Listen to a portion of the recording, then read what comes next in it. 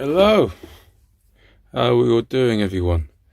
This is another episode of the Comedian's Paradise, where we speak to some very unique and tantalizing people across the comedy world. Now, today's particular guest is a man with the same name as the beautiful Scott Bennett, but goes by the stage name of Scott Kingston. He is a man who's absolutely like the melded combination of Mickey Flanagan combined with Frankie Boyle. He's an absolute comedy storm, and he was a pleasure to talk to. This is a fantastic episode, and it's all about the challenges, the tribulations, and the joy of starting out in comedy at 30 as a father. You guys are going to love him. Let's talk to the illustrious, the awesome Scott Bennett, aka Scott Kingston. Yeah, it's all perfect, mate. It's all perfect. Oh, great, perfect. Sorry, mate. No, you froze there for a second, but it seems to have. Yeah, sorry, mate. Yeah, I'm in between. Literally just moved into this house yesterday, and we thought we were getting our Wi-Fi yesterday, but all they did was they set our TV up, but they said we can get the Wi-Fi for another 2 weeks. So we've actually basically had to. My missus has paid to have BT Wi-Fi for a month, but they don't kick until Monday. So yeah, I'm hotspotting at the moment, bro. So hopefully it lasts. Bloody hell. What's where are you based now? You're still around Worcester Park? Literally, we've moved about half a mile up the street, but basically, we've gone from a 2-bed flat to a 3-bedroom house because we moved into the flat we were in when there was only 3 of us. But since we had my daughter, the flat just got too small for us, so we just needed the bigger space. So yeah, but I'm literally half a mile from where I used to live. Have you bumped into the Epsom owners because they live around Worcester Park? Oh, really? That's the Epsom. What, the guys that own the bar that we did the gig at? Yeah, they live around Yeah, Worcester Park. I do. I think I actually have bumped into them a couple of times. I think they drink in the pub I go into because that bar isn't there anymore, is it? No, it's a funny story. Shall I show you the full details of what happened? Yeah, I'll Yeah, tell you sure. what Go on. happened. So effectively, they gave it to some new owners, and they did a runner, and then they retired, and then they gave it to new owners. They Yeah. did a runner, and then I think they just left it to someone No else. way. But yeah, they were Oh, amazing, fucking those hell. two. I mean everything about a venue that you would want. Yeah. Like, it gave me I've worked with a lot of bad comedy venues, and they were like a perfect example Yeah. of what you'd like from a comedy It venue. was yeah. The night. Fun. Really good. It was a really good evening. I really enjoyed it. I was gutted when I heard it had gone. To be honest. They're really friendly, and they're really, I don't know what it is, but it's brilliant. So many places we Yeah. go to, they don't have that. Yeah. We had a great night that night. I thought it was really cool. But you do a lot of gigs around near us, don't you? In a lot of pubs. And I do. Do you know what I find, Marvin? I don't know if it's the same for you because you're from the same area as me, but I've found gigging in. I did a lot more gigs in London before lockdown, because that's where, let's face it, most of them are. But to be honest, since lockdown, since because a lot of the gigs that are sort of bringer gigs and stuff, I because everyone works from home now, I find it incredibly hard to get anyone to come to a gig with me in London on like a Wednesday night if they've been working at home all day. Like, it was easier when I worked in the city and I had friends working in the city. I could always just ask someone who's already in London, "Oh, come with this gig with me tonight," and it would only be 15 minutes on a train for him. Gigs are so much harder to do now in London, particularly the bringer ones. I try and avoid bringer gigs when I can, but a lot of the ones in London are. And it's really hard to get anyone to come with me to the gigs in London now because a lot of people work from home. So it would be a ball ache for them to work at home all day and then go into London at 7 o'clock. Do you know what I mean? do you if you set up your own gig, do you think a lot of them would come in? Because I remember the Kingston gig. I mean, you brought in about 20 odd people. My God. I think, yeah, I'd like to think of it.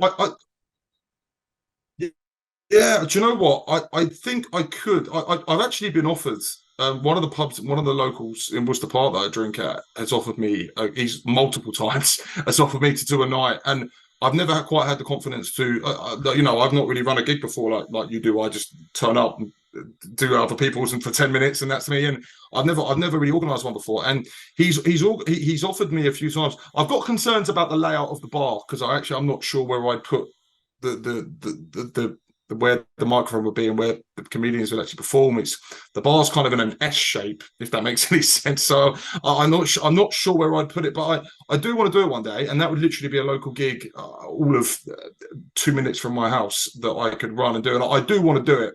I just don't have any experience in it, and I need to grow a set and get it sorted, to be honest, because it would be local gigs to me at the moment are perfect. I mean, there's still gigs in London that I like doing, but I mean, doing gigs, and being able to drive to them or walk to them, or and not get home at stupid o'clock at night is great. It's a good opportunity. But yeah, no, I have an open offer to put on a gig at my local. I might tap you up for a few tips actually, mate, because you've run a few nights. You've got far more experience than I do. There was one thing that happened a while ago. I went to a gig slightly outside of London, and the guy put in a gig. It was in the same place as the bar, and it was a bit of a difficult one. Like the seating and everything was all very far away. It can sometimes work, but I think for the most part, like having a room like Epsom where they close off the bar for the comedy, absolutely, room is a big need. I make you completely right there, bro. I did a gig. I think it was in I want to say Marylebone, but I did a gig in a little corner of London, and the guy that runs it, I've done a couple of gigs for him, and he's a good guy. But this was in the middle of a pub. But we met up in this pub, and I kind of assumed there'd be some kind of side room or something like that. But literally, where we were sat, where we met up, he just suddenly plugged the microphone in and just started telling jokes to the bar. Now, a lot of the people there weren't there to see comedy; they were just there having a drink. So you almost feel like you're a bit of a nuisance, if anything, because these people haven't specifically come to see comedy; they're just there having a pint. You've plugged in a microphone, so start telling jokes. Yeah.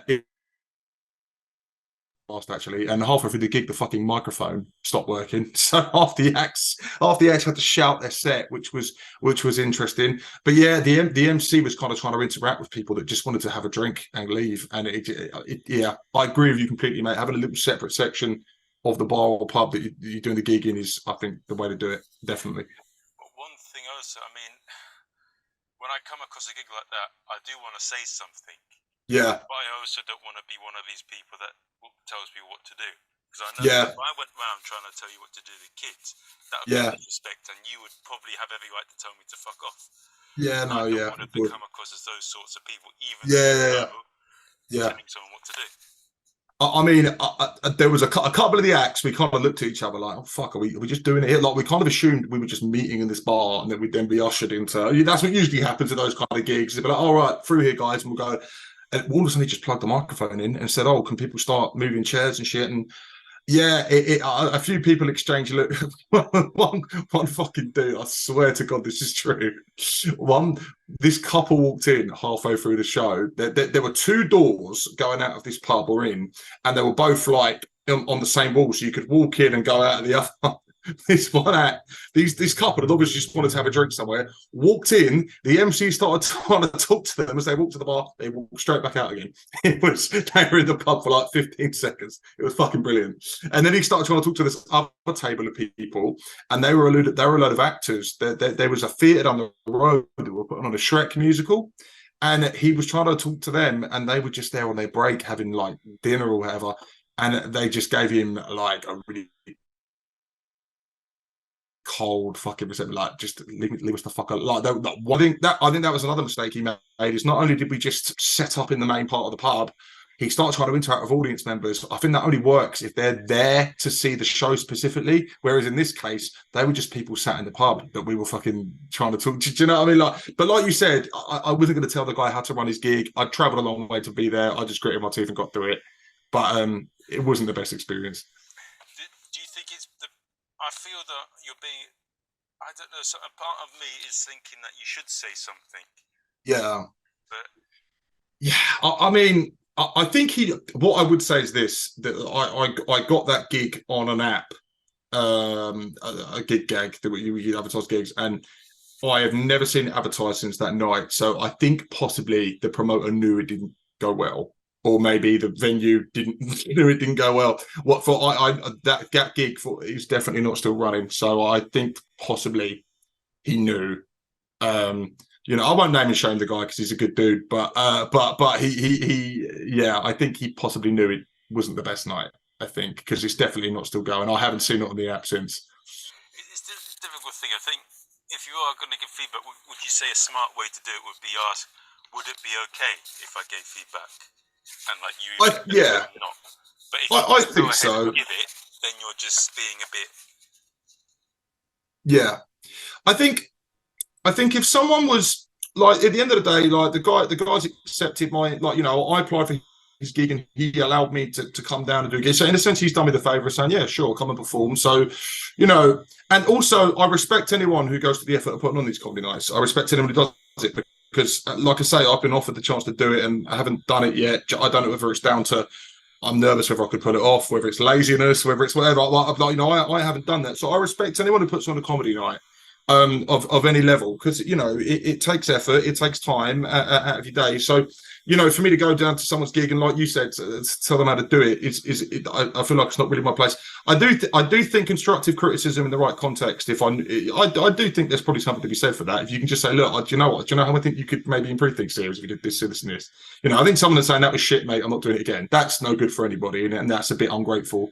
I do think there's ways that I think you can have an adult conversation with someone and say, mate, I think you could improve on this night if you did this, this, and this. I don't think there's anything wrong with that if you did it the right way. Yeah, the right way. Because I see it a lot in comedy where it's done the wrong way. Yeah. Yeah, no, absolutely. I mean, for people, for people like me, comedians who just apply for gigs, all we do is send a message on Facebook, touch of a button. For promoters, it takes a lot more effort to do it. I've got a big respect for that for people that do nights like yourself, Marvin. So I don't. Yeah, I wouldn't go down and be a prick to someone unnecessarily, even if the night didn't go as well as I thought it would. I think if I was sat down with them in the bar at the end and we were having a drink and having a conversation about how it went, I think if they asked them my true opinion or something, I wouldn't lie. I wouldn't kiss ass and say, oh yeah, that was brilliant. If I didn't think it was, I'd say, here's where I think we could maybe improve. I'd be open with them. I wouldn't kiss ass. I don't see any value in doing that either. But yeah, there's a way of doing it without being a prick about it. Cool. I've got a terrible cough, so if I just cough a bit now. You do your thing, bro. Not probably because of what I've had that since I've come from Edinburgh. I've had some cold or a cough. Yeah. Mate, whenever you need a cough break, you just tell me, bro. That is fine by me. How was Edinburgh? Did you enjoy it? It was all right. It was good. I know a lot of people in there, so it was good to just chat with people. Did you perform, or were you just there? I did an hour show, but I wasn't ready. Definitely was not ready. Oh, brilliant! I've done a two-hander. So the biggest thing as well, if you are doing a show, your comedy, no matter who you are, isn't for everyone. So you need to make sure that your show fits in. Be very clear about what they're getting with the show title. Be very clear about the description, so that there's no misled things. So mine was a Spanish guide to learning Shakespeare, and I thought it would be an attractive title when I would try and get some people in, but they definitely weren't. It sounds stupid when I talk about it, but they weren't necessarily a fit for the show. Whilst at times it did go well, they liked what I did where it was really silly and stupid comedy. And if I'd maybe called it Zorro Does Magic, maybe it probably would have done better because it's really stupid and it would have attracted people who like completely stupid comedy. Yeah, because you do magic as well, don't you? Yeah, I should have done. That's what I would have done. So that's the only thing I can say. Yeah. And I think probably should have done a two-hander. Yeah. And also, if you get a show that's too late, like I only found out that I had a show very late in the year, and so I didn't prep as much as I could have. And what I should have done is I maybe should have gone with more places and should have been, right, if I don't get a spot by a certain time or date, then don't bother. Because I got one at 12:30 in the afternoon, which was a very difficult time. and I didn't put enough work practicing beforehand, and the show attracted a lot of the wrong people. Yeah. I can tell you some of the bad reviews I got. Right, I see. Said, "What a pile of rubbish! It's a shame that it came to this guy, not someone more talented." And then another one said, "Horrifying but good, like Frank Spencer does Zorro." The last show of the Fringe that I had a lot of people in, but I could tell it was rubbish, so I didn't bother to look at the reviews afterwards. But yeah, that's what I've got from it. They're the things that I learned the most. Also, when people say they're going to watch your show, they won't most of the time. Yeah. And I watch too many people's shows. And they should have kept it maybe to 5, and just the other bits watch people who I actually want to learn from or like. Yeah. That's, and also, so the ones that were all right about it didn't take any money from you. But I had one where they tried to push me to pay a bit more, and then they tried to push me to watch one of their friends. It was a bird, not a. Really? This is what she did. She said, "No, it's £5 minimum," and she said, "You should go and watch this person." And I said, I didn't realise what was going on. I said, "But I already planned that I went to go and watch all these different people." But what I should have said, now that listen, you're lucky I came to watch your show. Don't tell me who to go and watch. But it came from a girl, not a guy. Absolutely. And that's it seems. So I did a bit. Comedy has a few dodgy people in it, but in clowning as well, which is where I went to, they are dodgy as well, but they hide differently. But they, What would you have done if someone did that to you? So what they did was she had you on her show. No, I went to go and watch because I knew the person, and then tried to get you. So talk me through it again. So I gave her a few. Yeah. The performers are poor. Most of the people who are comedians that I went to go and watch didn't take any money, and they said no because they know we're in this. But she tried to push me to pay a lot more than that, and she also tried to get me to watch watch someone else that she's friends with. It's a bit like I did not like. I mean, it's a tough one. I mean, you shouldn't try and hustle someone for. I mean, I guess she's just trying to do right by her friend and get a bit of money in their pocket. I mean, it can be quite ruthless, can't it? At times, comedy, you know. Don't know what would I have done. I would have said to. I mean, so how much she was trying to get you to go and watch her friend, and how much would she ask you to pay? So I gave £3, but she tried to push me for 5, and I did, and then she tried to push me again, and then she tried to get me to go and watch one of her friends. No, I mean, your Edinburgh experience should be like. It's on my bucket list. I want to do it. I've never done Edinburgh. I'm hoping to go next year.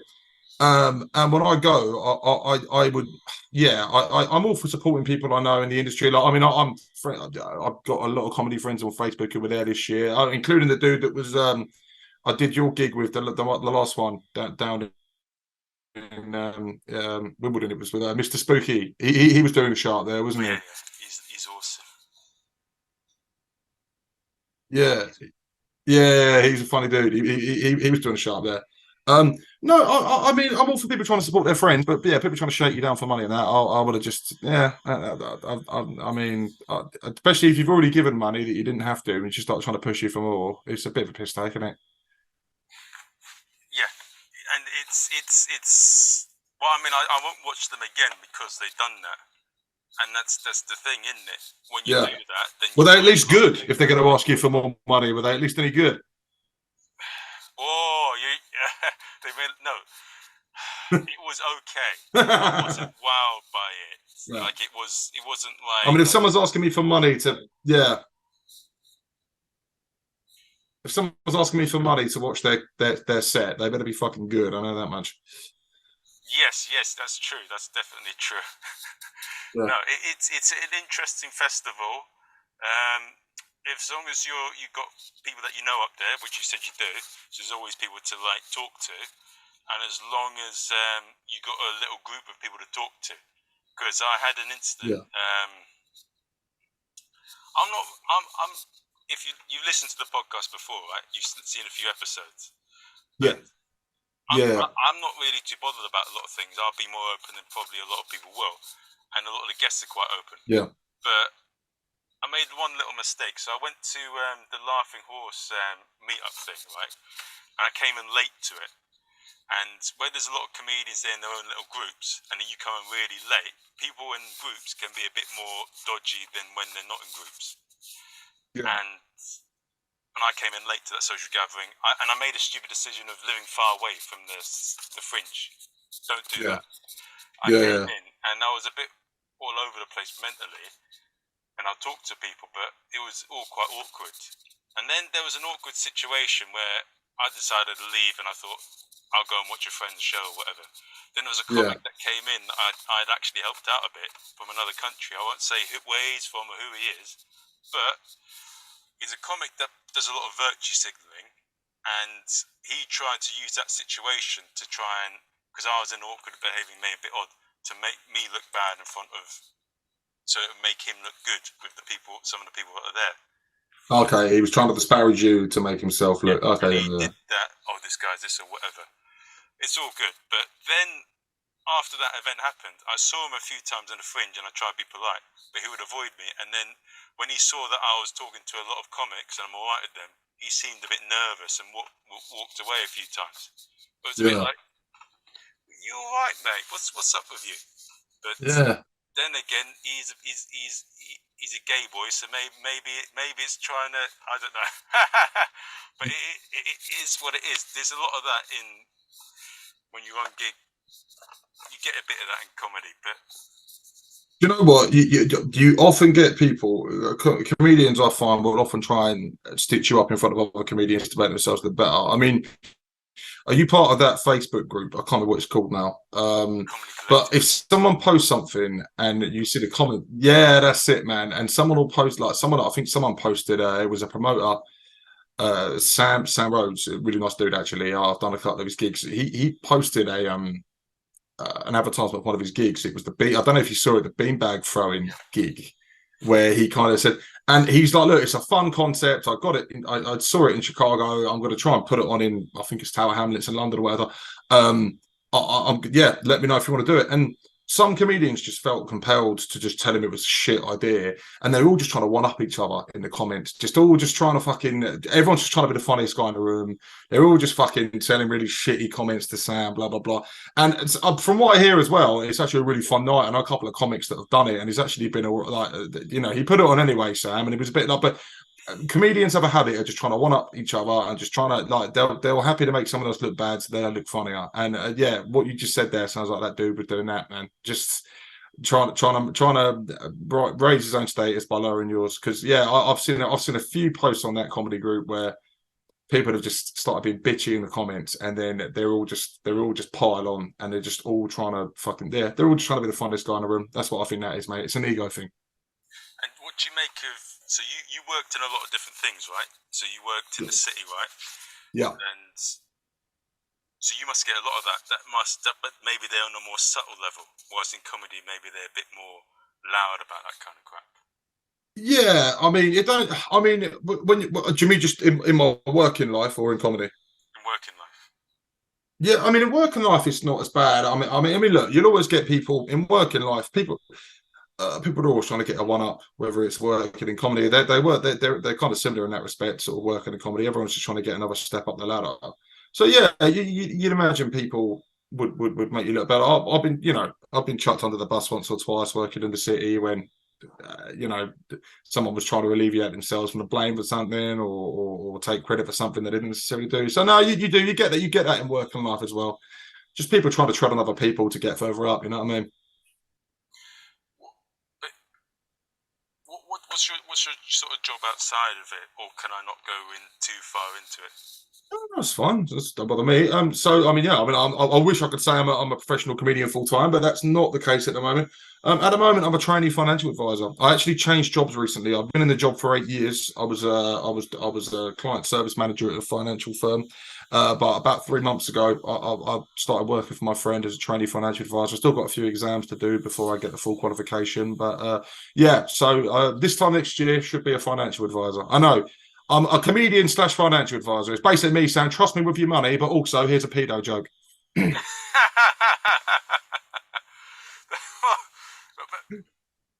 yeah, comedians and financial sense that don't always go well together. No, yeah, no, it's true. It's true. I mean, I wish I could.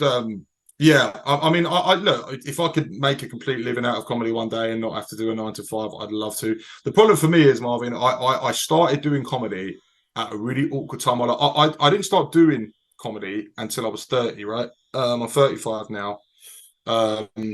And I had 30 years where I could have done comedy. I had no kids, no wife. I could have gigged every night of the week if I wanted. It would have made no difference. I didn't start doing comedy until I was married with the kid on the way.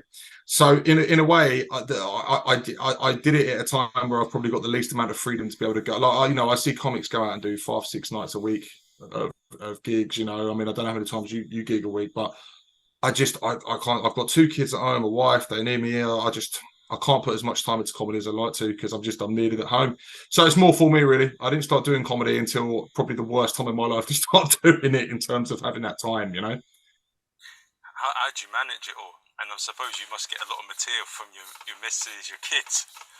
Oh, I mean, you've seen some of my sets, Marvin. I mean, I've done 10 minutes on my son alone. You know, I mean, that's the one blessing that doing comedy with kids is that they're such funny little people, kids, that you get a lot of material out of them. I mean, I did for a long time. I had probably a 8-9 minute set. It was pretty much all about my son, just because he's such a little character.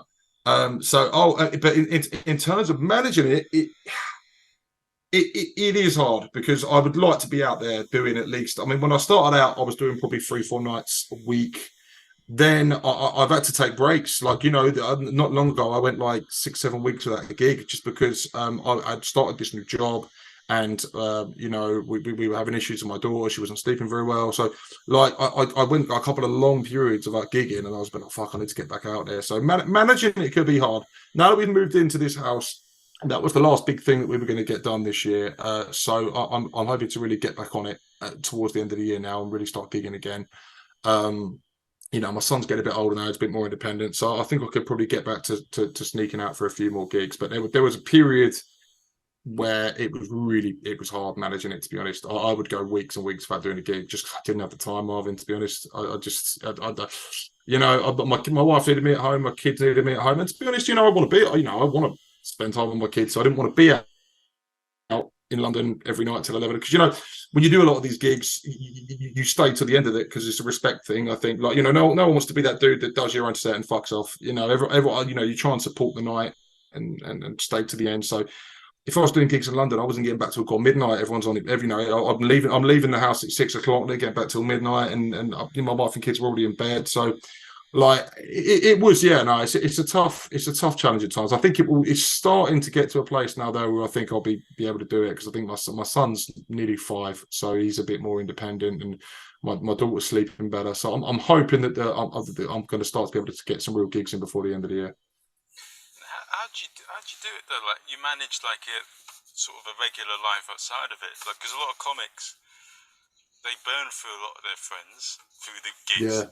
Yeah. But when I've seen you a lot of the times when you've done gigs, like either for myself or like for a whole lot of company, other things, you've been able to bring in tons and tons of friends. And I think I bumped into one of them during one of the part-time. You certainly did. He told me about that. Yeah, you did. Well, can I say it on my face, mate? I'm a popular guy. You know what I mean? I can draw people in. I can draw a crowd. I mean, When it's a local get, do you know? I think it's a healthy mixture with my mates and my family and them coming to watch me. I think half of them come to genuinely support me. I think half of them come hoping I die on my arse so they can fucking take the piss out of me for it.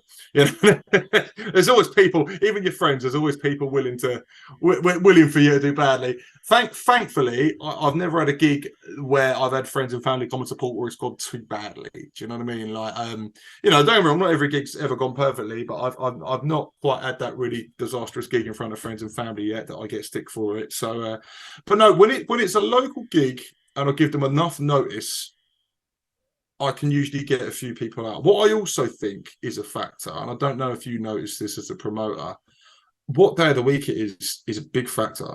Like, if it's a Thursday night, like the sort of pre-weekend gig, people are usually a bit more up for a night out, a bit of a drink coming out. If it's a gig on a Monday or a Tuesday, it can be a bit harder because the weekend's just gone. It's a bit of a less appealing night for people to go out, like a Monday or a Tuesday, you know. So I find as well that, yeah, I think that what the day of the week that the gig is on can be a factor as well. But if it's local and my friends haven't got to jump on a train to London, like a lot of the gigs I do for you have been within the area, people can drive, people can get a bus, people can jump in an Uber, it wouldn't cost too much money. Yeah, that's why the local gigs appeal to me quite a lot, because I can usually get some friends down, and it's always nice to have familiar faces in the crowd. You know what I mean? Do you notice when is there like a sign for when you've done well or when you haven't done well? So if I've done well, my family will tell me straight away that I've done well. Yeah. Well, so Yeah. if I haven't, they try avoid talking about it. Do you know what?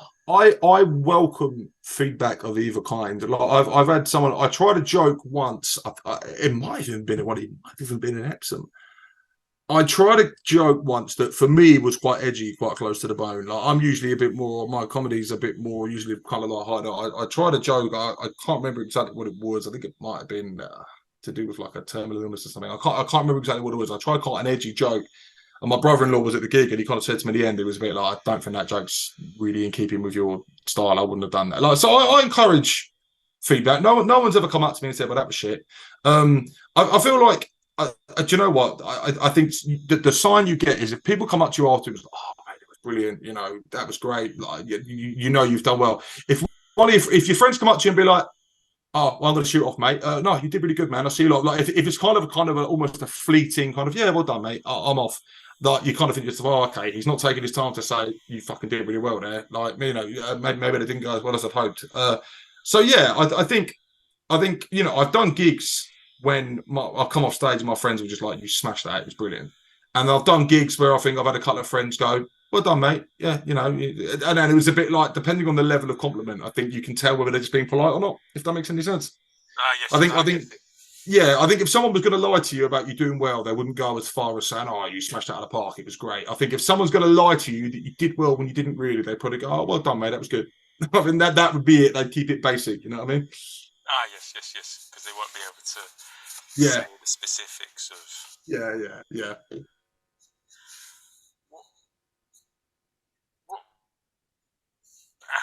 It is still amazing though, like the amount of people you were able to get in, like 20 or 30 people of like your mates. I don't even have that many people that I like. That's the problem with me, mate. I like everyone. I just want to be friends with everyone I meet. Do you know what I mean? I'm quite a happy-go-lucky person, so I just pick up a lot of people on the way and on my route through life. Do you know what I mean? My Milton would probably came to turn up on one of my gigs. I'll let any old fucker come along. Like it's no, I have a very supportive group of friends and family. I'm very lucky in that respect. You know, when I did my first gig, I did my first gig in Leicester Square because I did Kate Smurthwaite's comedy class. It was what's it called? I can't remember the name of the company now, but when I decided I wanted to do comedy, I kind of figured I could do help with structuring my set, stage presence, things like that. So you signed up for this course and you did about 6 lessons, and then at the end of it, you had your first gig put on for you at the comedy pub in Leicester Square. It's behind the Comedy Store, and that was my first gig. And I have to say, it's going to sound ridiculous, like I'm blowing my own trumpet, so I hope I don't sound like too much of the prick. But there was probably 7 or 8 of us at that gig, and I think all of the other comedians that were in my class probably brought 4 or 5 people along. I think I think I had similar numbers to the ones I brought to your gig in Kingston that day. I think I had 30, 40. I think I accounted for about half the crowd just because a lot of my friends wanted to come down, support me, see me do it. I've been talking about doing it for years. So they kind of finally wanted to see me do it. And again, I still think a couple of them wanted to see me die on my ass. But yeah, I'm very lucky. I've got a very supportive network in place. And, not always, I've put up the odd gig. Like I did a gig in Surbiton a couple of months ago, and I think it was a Sunday night. And I think I had one guy turn up. So it's not like I bring in crowds every time. But I think if I give people enough notice, it's a good night, it's a nice venue, I think I can usually get a good following. So you have the network, but a lot of the times when you're putting the things, you got to answer that. With everything, you got to answer why should people care, or if you're doing any product or anything, the biggest thing is why should people care, and you've built up a sort of a solid, amiable relationship with a lot of them. I'm guessing over many years, that's made them build a connection with you. Yeah. No, definitely. I think it's very easy to come to someone's first show, but it's not as easy to come to someone's 30th show. Like they'll probably be friends of yours that come to one gig and be like, right, well, I've done my bit. That's it. I've seen him once. I've shown my support. Blah blah. I've got friends that have come to 6, 7, 8 times. Like my friend came to 2 of my gigs in a week. And I said to him, I said, I think he came to one gig on the Tuesday and he came to another one on the Thursday. And I said, look, it's going to be exactly the same set you watched on Tuesday. I said, there's going to be no new jokes. It's going to be the same shit. He was like, no, it's cool, man. I'm just there to support you. So, I've got really cool friends like that. Yeah, like you say, I've been friends with them a lot of many years. But yeah, literally, some of them will come down to support my gig and hear the same jokes I've been telling. There was probably a couple of years, I think, probably after lockdown, where I had the same set for a while without really changing it. I always try and do a couple of current event things at the start. Like whenever I do a gig, if there's been big news that week, I try and factor in a story from that week for the news. Like for example, if I did a gig this week, I haven't done one this week because we've been moving, but I probably would have done something about that guy that escaped Wandsworth Prison, something like that. Like I always try and do a current events joke for the first couple of minutes, but then I used to just default to the same stuff for a while. And there was a couple of years where I did the same set and my friends would still come down and support me and just listen to the same jokes again, still give me a laugh. So it's a good thing to have, I must say. It is. I only asked couple questions on it, but are they sure. people that you grew up with, and that's why they? Not all of them. I mean, some I've got friends. I've got childhood friends. I've got friends I've made in the last couple of years. Friends I've worked with. So no, various walks of life really. There are some old friends. A lot of the guys that came to my gig that I did for you in Kingston, which is I think I think the Kingston gigs and the Epsom. Like for example, the Kingston gig and the Epsom gig. A lot of the same people were at those 2 gigs, and they weren't too far apart. And I did a lot of the same material, but I still had the same kind of friends turn up. And my friend Gary, I'm sure he won't sound me saying his name. He did bump into you in Hart's Boatyard, I believe. And he said to me, he goes, I saw Marvin the other night. he messaged me saying he'd seen you. That was funny. I left that job anyway, but it was funny. It was a very.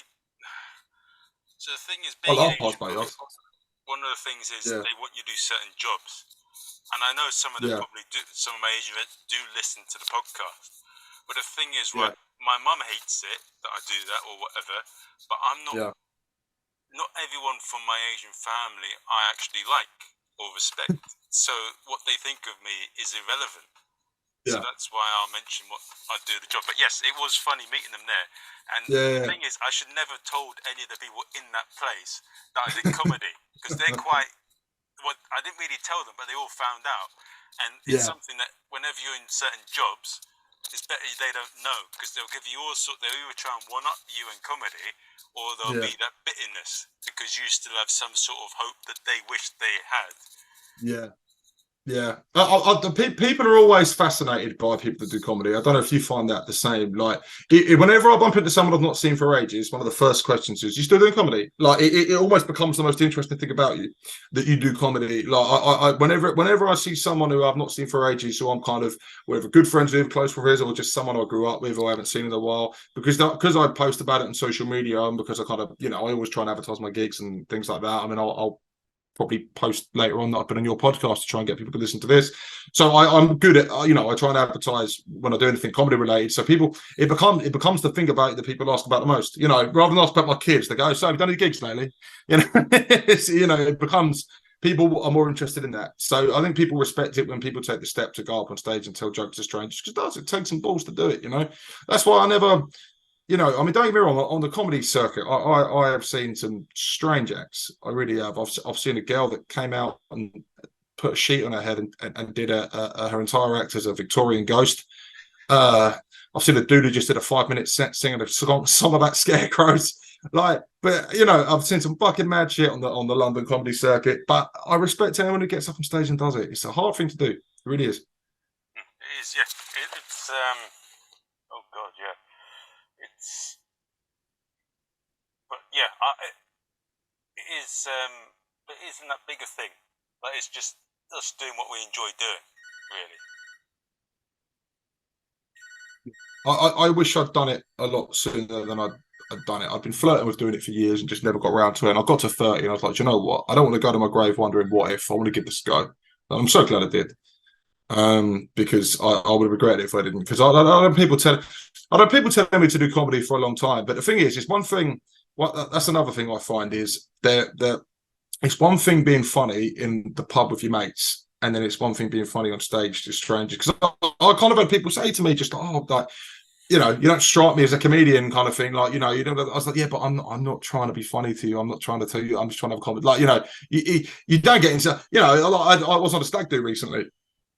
And it was a crowd full of rowdy blokes. There was like 20 odd of us, and I was one of the quieter people there, believe it or not. And one of the guys said to me, one of the louder guys there was like, "I'm surprised you do comedy. You sort of kind of quiet." I was a bit like, "Yeah," but I said, "I'm not going to fight with you lot to be the loudest guy in the room." I was just like, and they like, I don't know. It's like they have a certain expectation of you because you're a comedian and you're constantly cracking jokes at the top of your voice to people, which isn't the way it goes. Do you know what I mean? Like, I try and be funny with my mates, but a lot of the time when you're being funny with your mates, you kind of sort of doing inside jokes about like things that your mates have done or things that you know about, and so it doesn't translate to being on stage. Because if you go on stage and just start telling inside jokes about things you and your mates have done, no one's going to laugh because no one can relate to it. So it's got to be a broader style of comedy when you're on stage. You know what I mean? You've got to tailor it to fit people you don't know. Started doing comedy, I had a couple of inside jokes about my mates in my set, and I noticed it wasn't going down as well because they don't know my mates. They don't give a fuck about it. Do you know what I mean? So why would they laugh at that? So I tailored it to that. You know what I mean? Someone is calling me. Do you mind if I take 1 minute away? Absolutely. Do you think? Well, yeah, I've forgotten that. I think I was talking for ages about just tailoring jokes to strangers rather than to your friends. Yeah, I went off on some tangent about that for 5 minutes. So yeah. So I think the answer to the question that I had before, I think, is effectively you've just got a big network of people that you know and get on with. Effectively, that's it. Yeah, in my desperation to be popular, I accumulated a lot of friends over the years. So yeah, I essentially prostituted myself out for friendship enough that I can get a decent crowd along if I need to. But yeah, like I said, bro, it's not like it's every gig. Far from it. But yeah, I think. Yeah, I'm lucky to have a group of people that sort of, and I think sometimes for people it's just genuine interest. Like I've put things out on Facebook a couple of times, saying I'm doing this gig this night, come along if you want. And people haven't told me they were going to turn up. And I've had people I used to work with turn up who I haven't seen in 5 years. I've had like one of my friends' husbands who I'm not really close to. He kind of turned up to support me one night. Like, it's amazing that people are just genuinely interested to see someone they know try and be funny.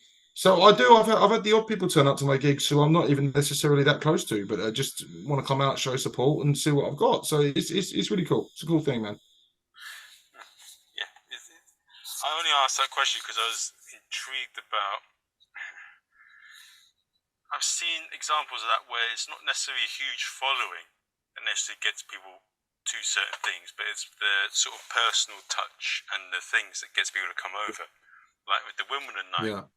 There's a lot of personal touches to it. Like, it's quite an aim. The ladies that work there, very amiable, very friendly. I Yeah, they were very build a nice. Yeah, personal relationship with a lot of the guests when they come back. So that's one of the reasons why I got you on that there. was a fun little night. That was a fun little night. That was funny. Like, I love the pictures they've got up in that place. There's just one of Oddjob from the Bond movies. Like, there's all these really famous. There's pictures of all these really famous people, and then there's just Oddjob from the Bond movie throwing a hat. I thought it was great. No, that was a really cool little night. Actually, I really enjoyed that. It was brilliant. I've still got a recording of Joseph Murphy doing his topic of Harry Potter. Oh mate, well that's Mr. Spooky, isn't it? He was fucking fun. Oh mate, he just burst into song. I mean, do you know what? It's funny. There were certain, because to give context to anyone who's listening to this, it was an improv night where you do 1 minute or 2 minutes of material. So you can do your own material for most of the set, but then halfway through, the MC will shout out a random topic that he pulls out of a hat. And oh my god, I think someone got Prince Andrew. If I'd have got that one, oh god, I wrote about 5 minutes of material on Prince Andrew when that all came out. I would have smashed that. But then some people got really random shit. Like one dude just got shorts. It's like, what the like? Yeah, he got to joke about shorts for a minute. And to be fair, he did well, but like there was a real variance in like how easy it was. I think I got Donald Trump and builders. I think, and I'll be honest with you, I can't remember what I said.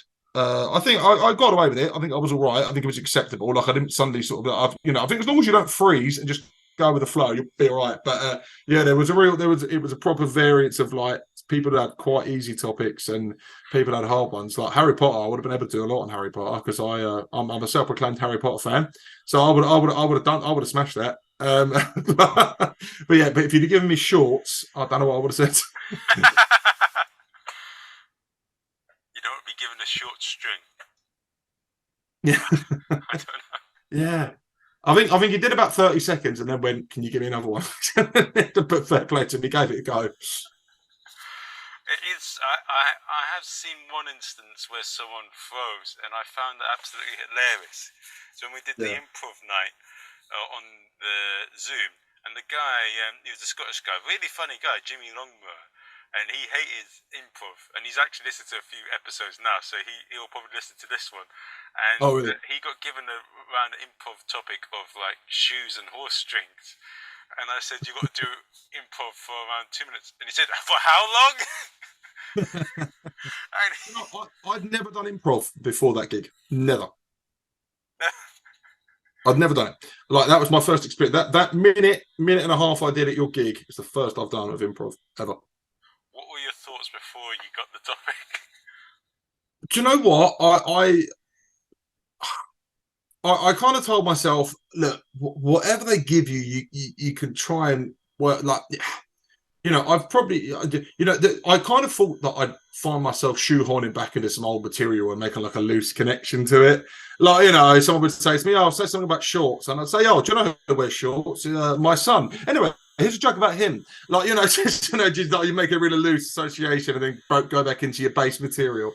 I didn't end up having to do that. I think Donald Trump was one I was given, I suppose, which isn't I didn't want to do any obvious jokes about his hair or his tan. So I think I actually think I ended up speaking more about Joe Biden because he was his, that's who he ran against in the election. And I think I ended up doing jokes about Joe because Joe Biden's had some really creepy videos going around of him like sniffing women's hair and things like that. So I can't remember exactly what I said, but I actually think I used Donald Trump to mainly take the piss out of Joe Biden. And with builders, I think I referenced a few friends of mine that are builders. And I can't remember what I said, but in terms of what did I think of it before? But when you told me about it, because you gave me the option to do a couple of your gigs, because I think you had another one, but it was a heckling night, which I'm open to doing it in the future, by the way, if you'll have me. Because again, that would be a first to me. Because at the level of the gigs that we sort of do at the moment, you don't get too much heckling, do you? Really? Yeah. You don't. The closest I came to getting heckled was I actually got quite lucky. I was doing a gig at up the creek in Greenwich. I did the blackout night, and there was a drunk dude who was just there on his own, some middle-aged man, and I was, I think, sixth on in the first half, and this dude had been heckling every single act that had been on.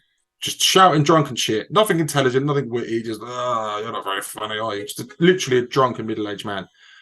and he'd been heckling everybody and really disrupting their set. And, like, even the funny comics were kind of thrown out by it because he was just being a pain in the ass. And I kind of thought to myself, I'm going to have to deal with this prick because he's not going to suddenly, if he's done this to 5 comics before me, he's not suddenly going to not do it for me. So I kind of was mentally preparing myself, saying, right, start getting some comebacks and for what he's going to say. But the comedian that went on just before me had obviously had the same thoughts as he said, and as soon as he got on stage, he went straight for this bloke, and they basically had a bit of a row, like that. You know, he was telling jokes to this guy. The guy stood up all angry. He ended up getting chucked out by security. Literally the last comic before me. So by the time I went on stage, he'd been chucked out. So I was definitely going to get heckled, but I got away with it because he got chucked out because the other comic started having a row with him before I got on stage. Literally, the act before me. So whoever he is, if he listens to this, I thank him because he cleared the road for me, really. How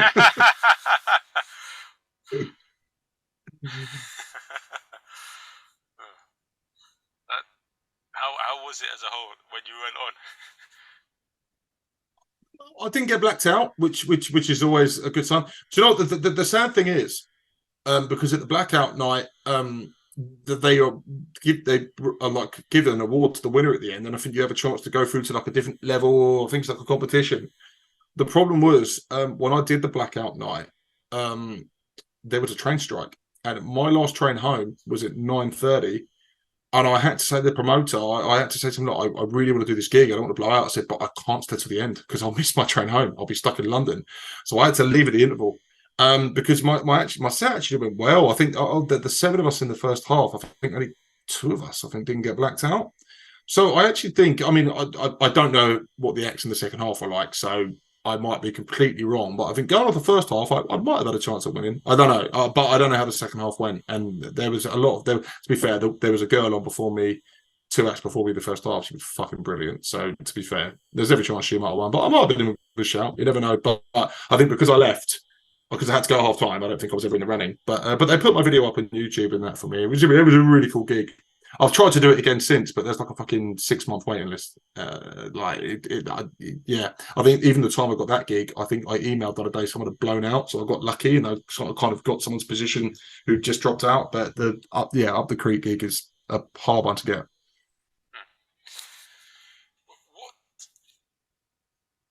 Doing all these different gigs, what surprised you about comedians and comedy before you got into it? What did you view comedians as, and how have we surpassed or disappointed your expectations? That's a good question. Do you know what comedians are? They're I don't know. I suppose it depends on who you gig with on what night. Like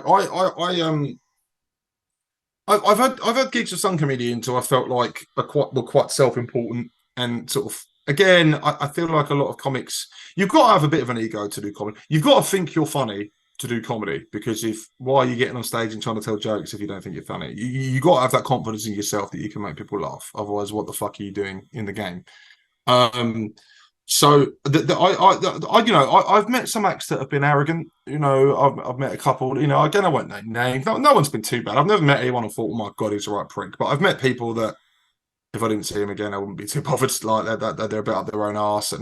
But having said that as well, I met professional comics. My second ever gig, and I apologise because I'm about to shamelessly name drop here, but I'm only mentioning him surely because of what a nice guy he was. My second ever gig, I managed to blag my way onto a bill for Reginald D. Hunter, and he was fucking brilliant. Such a nice guy. He's obviously a professional comedian. He's on 8 out of 10 cats every other week. Just a well-known guy. And it was my second gig. And basically, what it was, my friend runs a pub. The pubs in this area. There's a company called Outside the Box. It's run by Math Brown. Really nice guy as well. He gave me a few gigs just off my friends recommended me, which was really cool of them. And they put me on this gig with Richard because Math's. He knows quite a lot of the pro comedians, and he can get quite big names down there. Like during lockdown at this pub I gigged at in New Malden near me, he got Jimmy Carr down. Like he gets a lot of big names, and he had a gig coming up with Reginald the Hunter. And my friend asked my friend who ran the pub, because my friend runs the venue, Math runs gigs at the venue, and my friend said, "Look, my friend's just started doing comedy. Can you give him 5 minutes on the Reginald the Hunter night?" And Math was like, yeah, I'll give him 5 minutes, fuck it. And he did, and it went really well. And Reginald D. Hunter's a professional comedian, no ego at all, really nice guy. Introduced me to his wife. I did a joke where because my early sets, I did a couple of like jokes about Americans, which obviously Reginald D. Hunter is. So I did a couple of not anti-America jokes, but taking the piss out of Americans. So I came up with this punchline at the end when I found out I was supporting Reginald D. Hunter, because obviously he's American and he's black. So I said, if I'd known I was supporting Reginald D. Hunter tonight, I wouldn't have included any of my anti-America jokes. Thank fuck I took all my racist jokes out. And and it got a really good laugh. Like it got one of my better laughs of the set. And when I went backstage, I went to shake the promoter's hand, and he went, turn around, and Reginald D. Hunter's there, and he goes, tell me all your racist jokes then, cracker. And when I tell you, he's like 6'7". He towers over me. I'm 6'4". I'm a big dude, and I just found myself looking up at Reginald D. Hunter. He's got to tell me all your racist jokes then, cracker. And mate, but like it was a joke. Like he did it sort of jokingly. I got pictures of him. I sat down and had a chat with him. Really nice guy. So he was my first experience. He was the first pro comedian I did a gig with, and my experience with him couldn't have been any better. But then I got comedians who were at my level, who are arrogant as fuck. So I guess you never really know what you're going to get gig to gig. Do you find that the same? Like as a promoter, you must get so many different faces that you see in the comedy game. Do you find it the same, or? Yeah, I think this is the theme throughout the podcast and throughout the circuit. The main ones that you're going to have problems with are probably those at the middle, or those the odd few starting out. Yeah. But everyone around that is generally all right. Most of the people in comedy, I would say that I've got an amiable relationship with them. Like I get along with them. We're not necessarily close friends, but we can have a laugh and a joke, and we're cool. But the main ones that have given me the most problems as a promoter has been the odd new act, but the ones that give me the most problems are probably the middle spots. And I think one of the reasons for causing it is because they've been in the circuit a while, and it's so competitive. There's so many great comedians that don't get a look in. There's a bit of iffiness from their side, where they feel that they're not getting what they feel they deserve, so they want to put that onto others. I've met a couple of agreed. I've met a couple of bitter people that, like you say, I think they probably think they should be doing better than they are, and I think it makes them a bit better. I think definitely. They're the main people that I get problems with as a promoter. The ones in the middle. The ones and the couple that are new. Everyone else, like the new acts and the ones that are really high above, they're good. But I'll be honest, a couple of occasions I've been in situations where I don't know what to do with them. So like I saw Dane Baptiste, and I remember I messaged him for a gig, and I didn't know what to say or do, so I just walked the other way. But I think maybe I did something. I didn't know what to do, and I saw Rod Gilbert, and I just looked at him. I didn't say anything. And then a couple of times, I don't think you've seen me do my Zorro thing, but have you? I actually watched a video of you doing the Zorro thing. Actually, there's one on YouTube. I've watched it. Some of it's good, some of it's a bit iffy, but I always pay an interest in people I do gigs with, or other comedians I just want to support, or people I meet in the circuit that I like. If I get a spare bit of time on YouTube, and I was like, do you know what, if they got any things online? And I have watched your Zorro gig, actually. Yeah, I did. Hopefully they've not been too horrifying. Not until I got on the comments. I was brutal, but everyone else was all right. I've always really creative. I really liked it. When I dress in the costume, I'm a lot more confident and sociable, and I got interacted a lot during the Fringe. And did you? Because obviously I've only done gigs when I've been performed with you. I've only done gigs. You've emceed them. I've never actually done a gig with you where you've done a proper full set. Like you just tend to be the MC in the nights I've done with you. Was Zorro is that your go-to when you do gigs of your own rather than MCing the gigs you've organised? I don't really enjoy performing as me anymore, but I do enjoy performing as Zorro. Yeah. The only thing at the moment is, so I did MC'd my gig in Wimbledon a couple of days ago on Wednesday, and it was so awkward and a bit surreal doing it, and it created a very odd atmosphere. It ended up all right in the second half, but it was definitely one of the weaker ones. And it's a bit of a catch-22 because you're running gigs and then you're emceeing as a character act. And an MC's got to be neutral, and I don't enjoy performing as me anymore. But then if I try and host a Zorro, obviously it's very difficult to follow that, and then it's a surreal and odd atmosphere afterwards. So I'm not too sure what I'm going to do at the moment. I do enjoy running gigs, but I don't really like performing as me anymore. So I'm in a sort of catch-22 where I may just continue emceeing and think of it as a social exercise where I improve my interacting skills or whatever. But it is a funny thing. But yeah, what I'm saying, if I'm as my character, I can be quite confident. But outside of that, if you ask me to be sociable, I can be quite inhibited, but only if I don't know you. Yeah, of course. Yeah.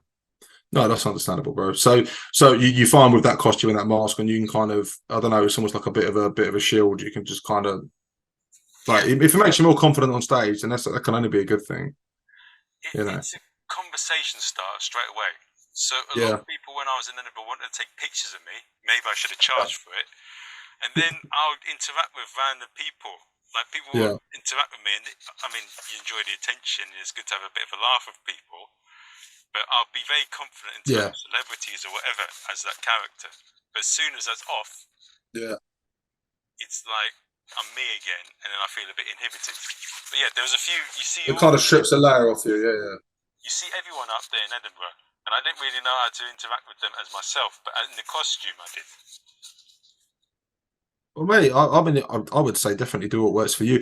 I've seen a couple of acts that are kind of character comedy. I've seen some go really well. I've seen some not go so well. I saw a gig where a dude was like a 90s raver, and he had like a visor on and shit like that, and he seemed like a nice guy. I chatted to him in the build up to the gig, but his character, for whatever reason, I'm not saying this is the case for every gig he's ever done, so I'm not going to hang the guy out to dry. But that night, he just didn't really work.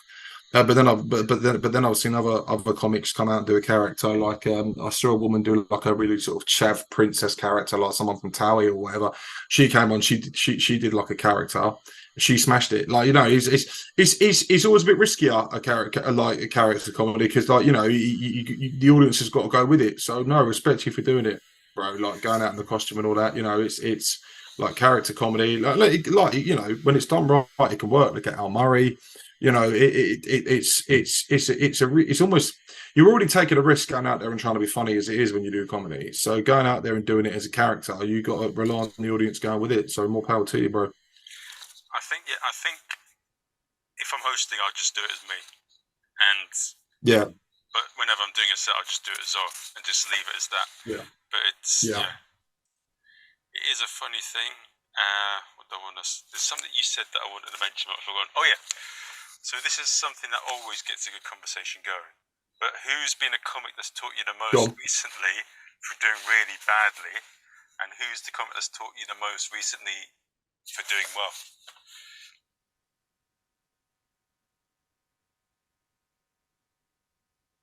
So sorry, the recording cut out slightly there, mate. So who's the comedian that's taught me recently by doing badly? And who's taught you most recently by doing well? Okay, right. So it's funny, really, because a lot of my favourite comedians, I wouldn't say I necessarily model my style on. Like, my comedy hero, and probably always will be, is Ricky Gervais. Everything every series he's ever written, I've loved. Every stand-up he's ever done, I've loved. I wouldn't necessarily do the same style of comedy as Ricky Gervais. Another comedy hero of mine, again, completely different end of the scale to Ricky Gervais, is Rick Mail. Like big on physical comedy and things like that. So they're two comedy heroes of mine who I necessarily admire greatly, but don't necessarily copy their style. I think I try and keep it to me. I would say in terms of someone whose style I try and copy the most, I don't know, maybe Mickey Flanagan, something like that. So in terms of who's taught me the most in terms of setting things up, I think I'm kind of viewed amongst my mates as being sort of a bit of, I don't know, a bit of a geezer or whatever. So I suppose from that perspective, Mickey Flanagan would be a similar style to mine. So I don't know, someone who's done badly that has told, So let's rephrase the question. yeah, sure. Gigs you've performed with recently, who's taught you the most when they've bombed or done well? Oh, sorry. So someone at my level. Sorry, I thought you were talking about pro comedian. Oh no. Yeah, do you know what? I can give you an example.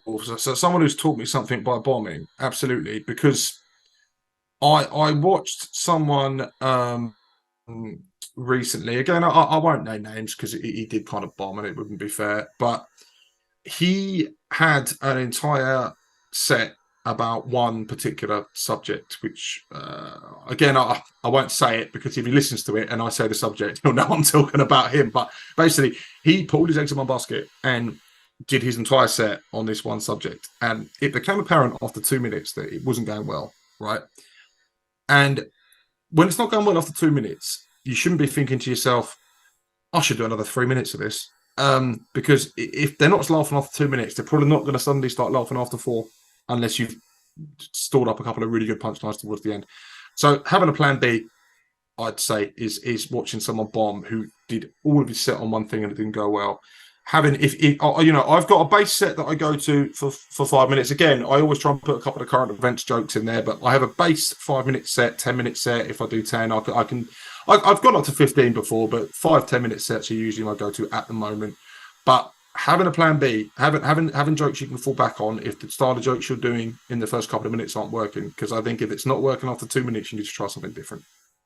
Would be that. And I've seen guys solely cling on to this material that have obviously got nothing else in reserve. And I'm not judging him for that. It's hard, but but this one dude, he had one particular subject he was telling jokes on. It wasn't going well, and he still told jokes about him for the rest of his set. And he didn't have the ability to change it up, which I learned from that. And who's taught you the most recently through storming their set?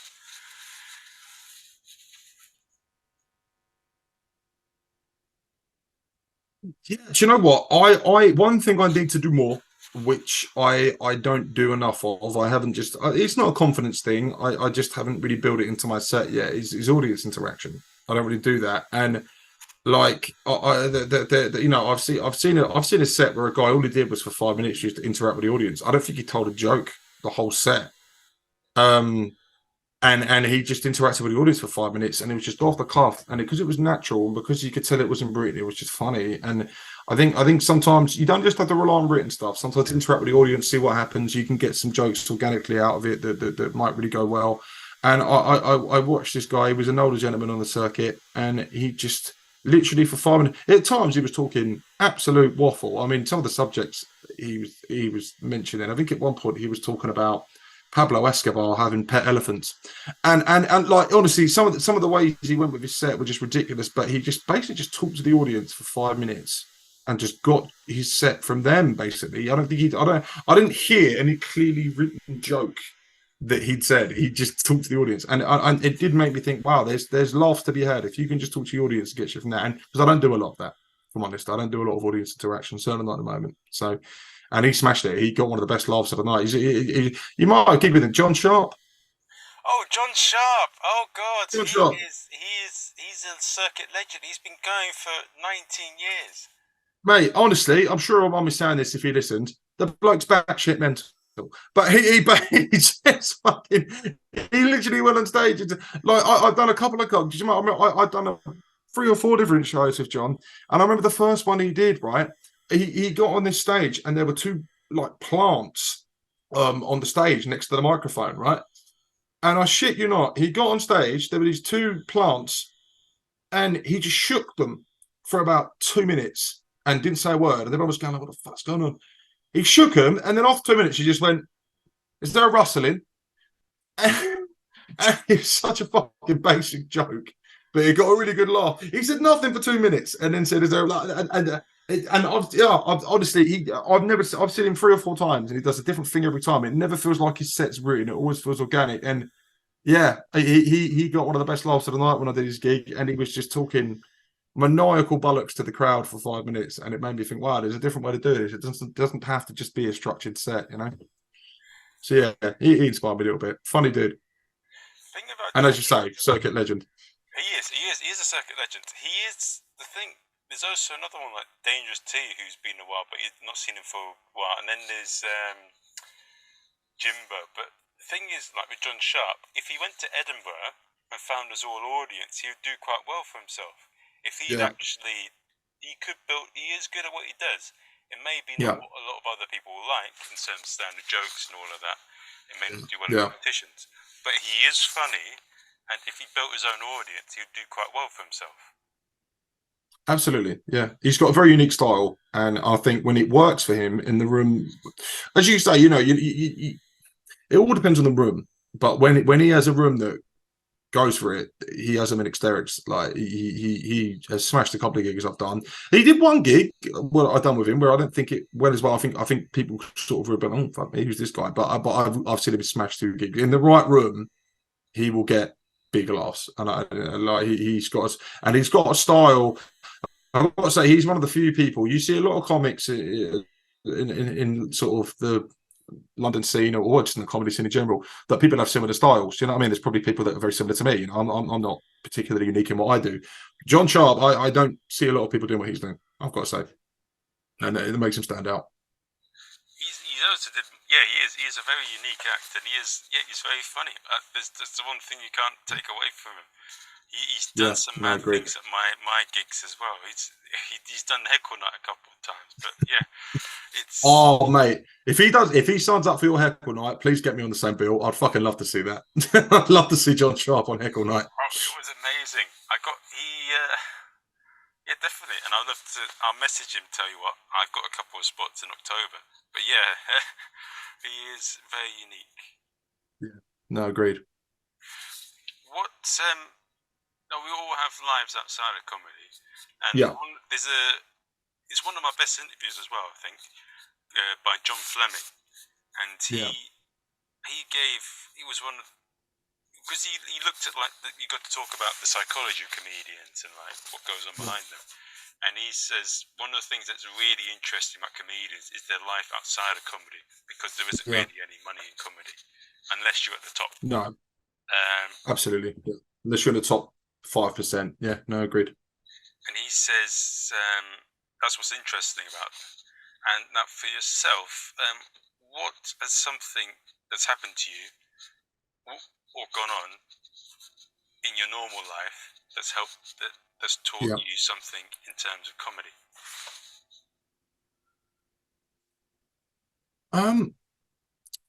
Yeah, I mean, it's a good question actually. So what's happened to me? I mean, confidence is something. I think you can have confidence in certain things and not others. Like, I've always been quite confident in sort of telling a joke in front of my friends and kind of trying to be funny into kind of smaller circles of people. You know, I think it's different to going up on a stage and trying to make strangers laugh. But in terms of what's taught me, what my personal life has taught me in a comedy perspective, it's a good question. It's a lot of it's what I've really enjoyed about being in comedy is kind of the there's a lot of people. It's a very supportive industry, as much as it's competitive. It can also be a very supportive industry, and you meet a lot of people who become friends very quickly, and I would say, I don't know, something happens on my outside life. Like, I don't know, I think because I don't see the age I'm at now. I'm 35. I've got friends. We've all got kids. We've all got our own lives. I don't get to see my friends as much as I'd like to, socially, because we've all got kids and busy lives. So the good thing about comedy is because the same people are doing, like, you know, you see a sort of lot of familiar faces on the circuit. So it's nice to you make friends and you see them by default because you do the same gigs, and it's nice to have friends that you can catch up with regularly. I've made a lot of friends in the on the circuit, and because I mean I don't know. Do you judge? It's a tough one with comedy. Whether I judge, I'm not paid to do it professionally, or at least not. I mean, I do some paid gigs, but it's not my profession at the moment. I'm not a professional comedian. I'm someone who does comedy and gets paid for the odd gig. So I always never know whether to judge it as a profession or as a hobby. I suppose at the moment it's a hobby. I suppose it has to be because it's not my profession. But like, so to be able to see friends while, because I sort of allocate a certain amount of time to comedy, so to be able to see friends while you're doing it because they're doing the same thing as you are, is like, other comedians. So I guess it's taught me that it's taught me that it's important to see the people that you enjoy having fun with and having a good time with, because comedy has allowed me to meet a lot of new and fun people, and it's sort of it's made me believe that time's precious really, and that you should spend it doing the things you enjoy doing, because I left it until 30 to try comedy, and I should have done it a lot sooner. I mean, I joked about it earlier, but if I'd have started doing it in my early 20s, I could have, really, really sort of thrown my all at it and been out there gigging 4 or 5 nights, 6 nights a week, like I see a lot of other comics doing online. I see other comedians post their schedule for gigs for the month, and they're doing more in a week than I've done in 2.5 months. You know what I mean?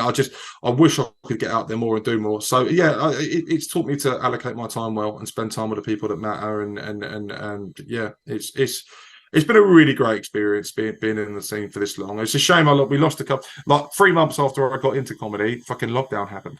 So like just as I started really getting out there and gigging, all of a sudden it was Zoom gigs only, and I didn't do a lot of those. They didn't really appeal to me. So I lost a couple of years doing it as well. So but oh mate, it's been a great experience. I wouldn't change it for the world. Really enjoyed doing it, and if I get somewhere doing it, brilliant. If I could make a living, I'm not asking to be on Mock the Week or be a famous comedian. If I could make a living telling jokes, I mean that's the way to go, isn't it? Because you're getting paid to do something you love.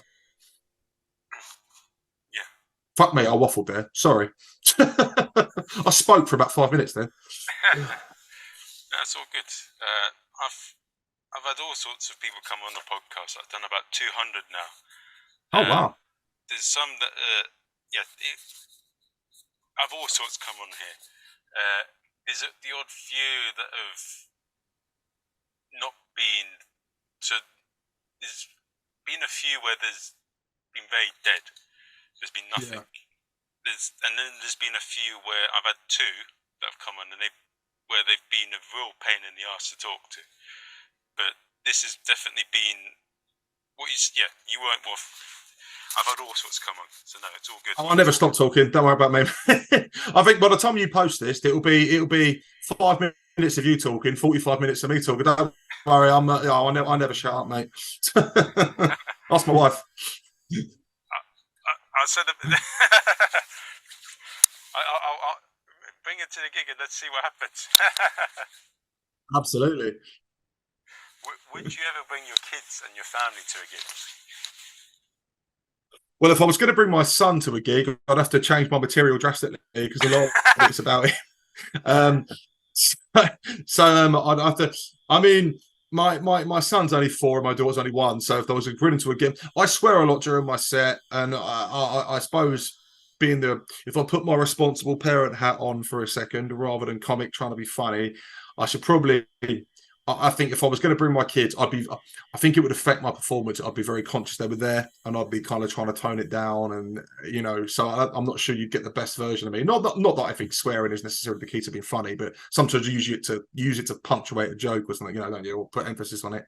So I think if I brought my kids, I mean, my mum and dad have been to one of my gigs. They've been to 1 or 2 of my gigs actually. So my parents have been to one, and it's awkward when you sort of, I think I told 1 or 2 sex jokes, and then sort of my mum and dad are in the front. I think I made a joke of it. I think I made a sex joke, and then I sort of looked over and went, "My mum's in tonight, by the way, everyone," and it's like or something like that, something to that effect. So I try to make a joke of it, but I probably bring my kids to my gigs when I'm older, but I definitely have to change some shit up because they get roasted in quite a lot of my jokes. They'll probably heckle you. I'd deserve it. To be fair, I'm taking the piss out of them. They're entitled to give it back. To be fair, all's fair in love and war. Exactly. Now, for anyone that's listening right now and they're like, Scott, he's a cool guy. what's going on. I've got about 100 subscribers in there, so there's 100 people listening in. Okay. What would you say to those 100 people that are listening in now? Well, so yeah, no, of course. So my stage name, as much as I'm on here as Scott Bennett, my stage name is Scott Kingston. The reason is because there's already a comedian called Scott Bennett, and he's significantly more successful than I am. He's quite famous. He's been in a couple of Barclays adverts, and I think he supported Rob Brydon, which is more than I've ever done. So my name's Scott Kingston. I post on social media quite a lot about my gigs and that. If you've liked what you've seen in my conversation with Marvin today, and you want to come down and check out my set, please do. I'm in and around the sort of London and Surrey sort of comedy set at the moment. I'm really looking to. We're getting the. I've had a big couple of things in the last couple of months with house moves and new jobs, but I'm really looking to get back on the comedy scene before the end of the year. I'd love anyone to come down to support me. I'd like to do a couple more of Marvin's nights if you'll have me, so you can come down and have the pleasure of both our companies. So yeah, come down and check me out. I hate picking myself up because it just sounds like arrogance, doesn't it? I'm not unfunny. That's about as good as you're going to get from me. I'm all right. Come and check it out. You might have a couple of laughs. I take the piss out of my son a lot. He's only 4. He doesn't know. So I'm just going to keep doing those jokes until he's old enough to realise I'm taking the piss out of him. Then I'll probably have to stop. But I think I've got a couple of years left there. So, yeah, no, please come and check me out. I had a podcast going myself until about a year ago. It was me and my friend Mike. We were doing retrospective movie reviews of like our childhood films from the 90s. So like things like, I don't know, The Goonies and what else did we do good for what other comedy films did we do? We did like films of like 90s and 80s movies, like Hook and The Labyrinth and things like that. It was called the Rear Projection Podcast. We're not doing it anymore, although I am on it my partner to get back on it. So if you want to give that a listen and you like the episodes, let me know if you like it, because I am trying to get that resurrected as well. It's called the Rear Projection Podcast. It's on Spotify and it's on Spotify and Apple Music. I think there's about 50 episodes on there, so there's quite a lot going. So yeah. And I actually want to get. I'm hoping to get a YouTube channel started up before the end of the year as well, if I can find the time. But yeah, no, come and check me out if you like what you saw. If you didn't, sorry about that. I am a bit of a prick. Can't be helped. No worries. You know where to find him. If you like him or you dislike him, you know where to go. If you like him, you know where to go. If you want to troll him, you know where to go. Absolutely, yeah, absolutely. If you want to just come to my podcast for shit, that also works. At least it's another view. I don't. It gets the numbers up a little bit. Yeah, and engagement, guys. You know, it will push it forward. Same with the podcast as well. Like if you like, absolutely, no such thing as bad publicity. I'll see you guys soon. All right.